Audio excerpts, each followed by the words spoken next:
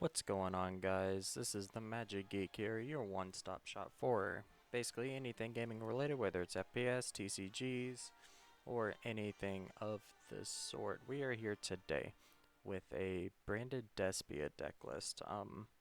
This isn't particularly anything too special. I think it's overall fairly stock for the most part.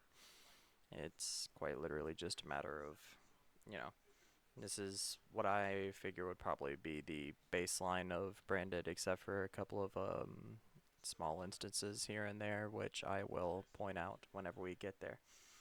Let's go ahead and jump right into it. For starters, we have to have the mandatories: 3 Fallen of Albaz, 3 Albion, a Shrouded Dragon. Just all of your Albaz names here, they're just going to be good 24/7. Albion is good extension in combination with other cards in general in the deck that we'll get to in a second. Despia package, we have 3 Aluber, 2 Quem. Quem is of course, as I'm sure most of you know, a Despia and a Dogmatica monster. Since Fallen of Albaz, yada yada yada, it's one of our best starters if we have extension already in hand. Luber is arguably our quote-unquote one-card starter. Sometimes, depending on where you get hand trapped, it just kind of ends up becoming like, what extensions do you have in hand? Ignore the dirty sleeves is one that I've actually been meaning to get to. I've cleaned off most of my decks, literally, except for this one. Just gotta scrape it off with a nail. But yeah, there's the Despia package for the rest of the light spellcasters. I'm on 3 Cartesia. Again, pretty stock here. I've tried it with 2. Um, it just comes up more often than not where you ever actually need the third. So I'm running it at 3.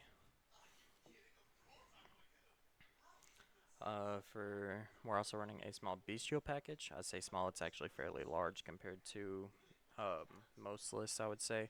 We got bestial Lebellion, 1 Magnemite, and 3 Sarnier. Sarnier, one of your best extenders, period. No ifs, ands, or buts about it.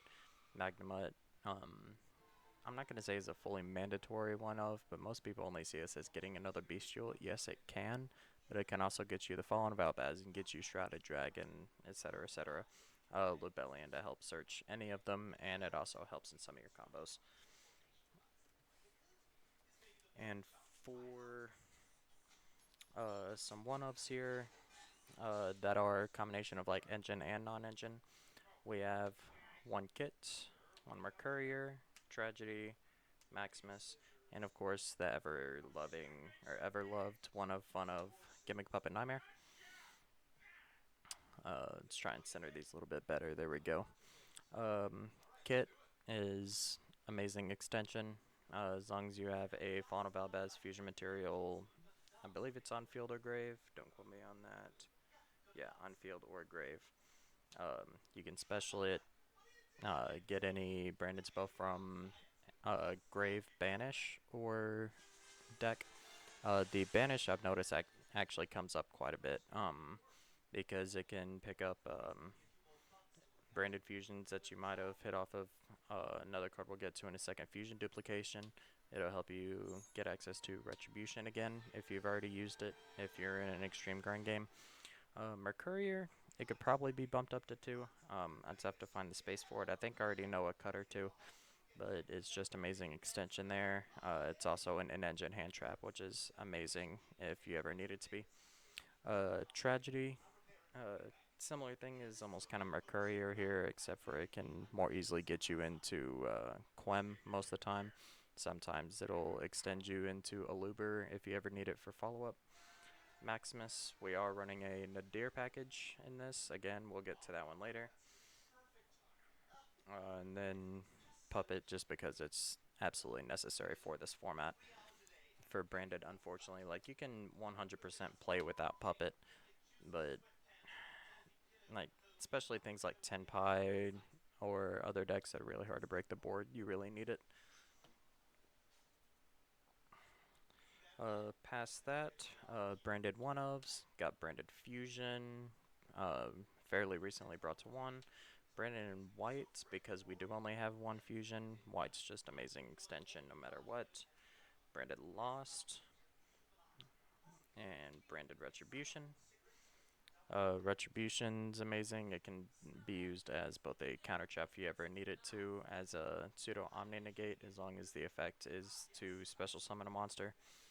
Um, Lost, you know, Lost is the absolute goo. Searches just about anything you ever want out of your deck, and especially considering that a lot of negations nowadays that basically aren't hand traps pretty well negate activation, especially a lot of especially a lot of omni negates and stuff like that. They negate activations, so your fusion effects can go through if you have Lost on the field.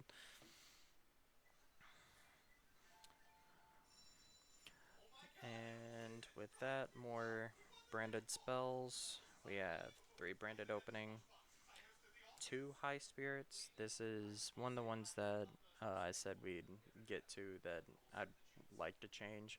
I'm probably gonna end up cutting one of the 3 Saronir for the 3rd high spirit.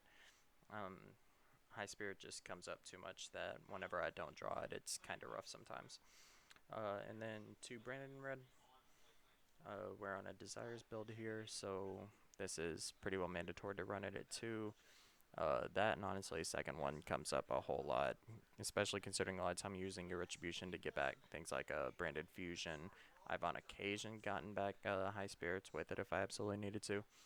But the second one comes up quite a bit. After that, we have somewhat non-engine here, at least non-branded engine, I should say. 3 fusion deployment gets you easier access to Cartesia. Nadir Servant. As I said earlier, we're on a servant package. Send one from the extra, go get target Maximus. Can also get you Quem if you need to. It's really nice. Deployment helps you play through many hand traps. Unfortunately, this can be ashed, but it puts you in a case of if you have a Luber and Fusion Deployment in hand, for example, and you didn't hard draw the Cartesia, you can still go Fusion Deployment first, and then reveal a Greg Wignall, special summon the Cartesia, normal summon your Luber, and you can still dodge Imperm Veiler that way. Nadir Servant just helps you play through bukus of hand traps, like it's actually kind of insane. Nadir Servant is also a 1-card puppet lock. Random one of talent. This could actually also be the 3rd high spirits if you want to still run 3 Saronir. That one is 100% up to you. Hasn't come up for me yet, one way or the other, but it's a small flex spot there. Super Poly, amazing this format, best board breaker in the world, can't be responded to. Yeah, breaks just about any board necessary. Like I said earlier, we're on a Pot of Desires, 3 of them. Some people don't like Pot of Desires. I'm actually playing it over Allure.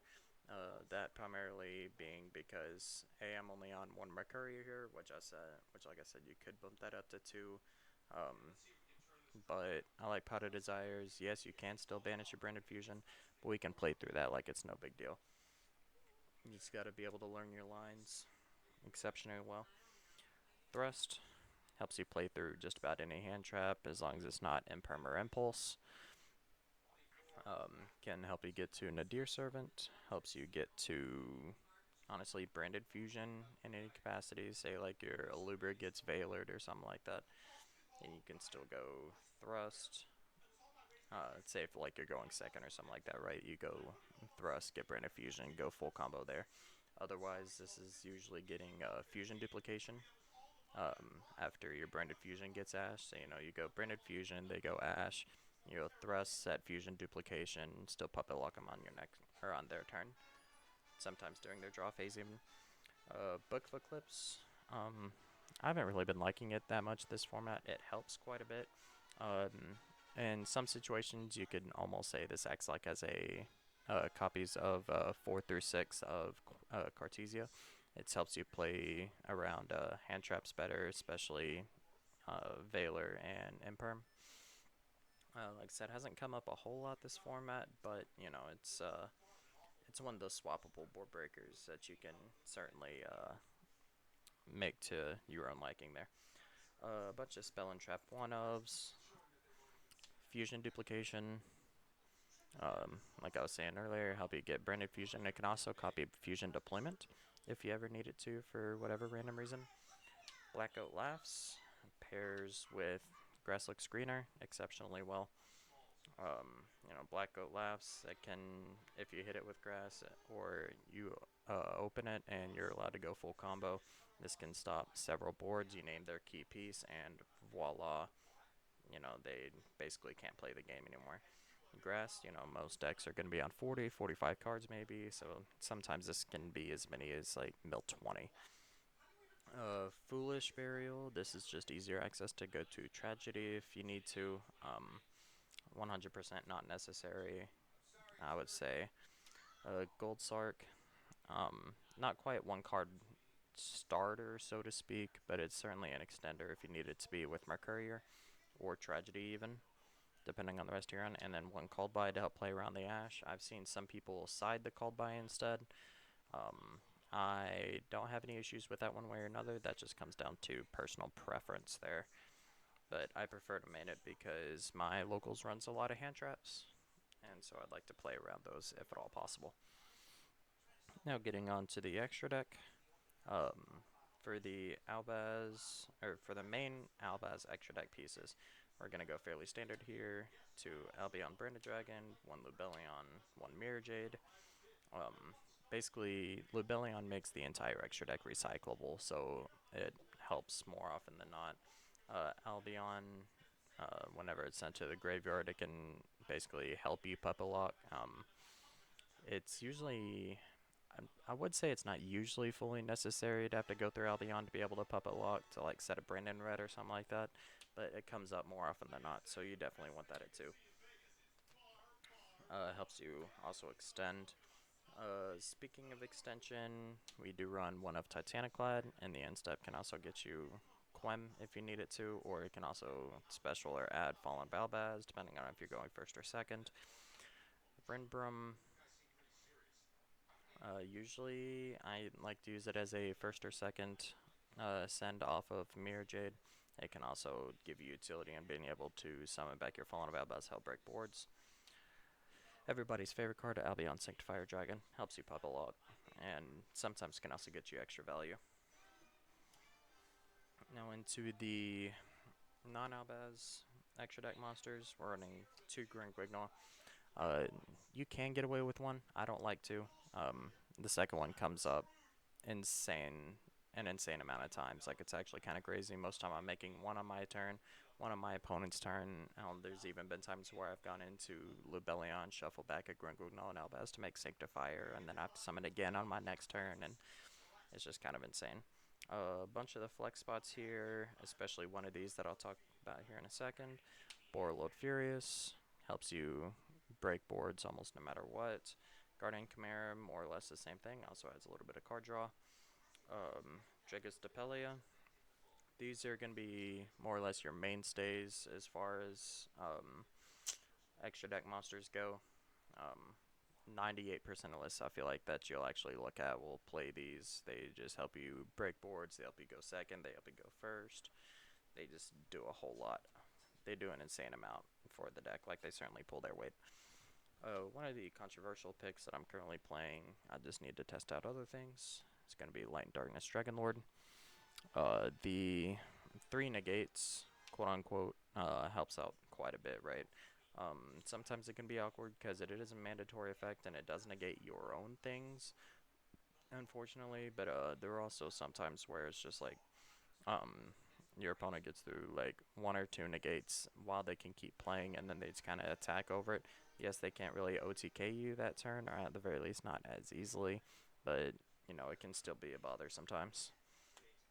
And then for the super poly targets, Muddragon and Grura. Grura is also what helps you through the Nadir Servant lines.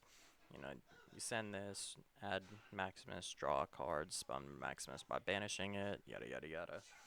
Most of you would know the lines there. And guys, that is my branded Despia deck profile. Thank you so much for watching. If you have any questions, comments, concerns, go and leave it down in the comments below. I want to give a huge shout out here to my boy Chris, Metagames GX. He's such an amazing person here.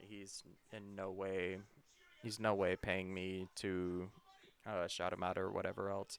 But he's basically been my mentor, though not like one-on-one, so to speak. But he's been my mentor through Brandon and all of his videos, all of his streams. If you're looking to pick up the deck, I'd certainly recommend checking him out. Of course, Pack's done a bunch of stuff with Brandon. Check out Galzo, Raul, TCG. Of course, none of these being paid, just really cool people in the community that I've at least interacted with on their discords and such. But yeah, again, guys, thanks so much for watching. Be sure to check in for other deck profiles, sometimes it's gameplay. We do stream on occasion on Twitch, though I might end up moving that to YouTube in the near future. But anyway, guys, see ya.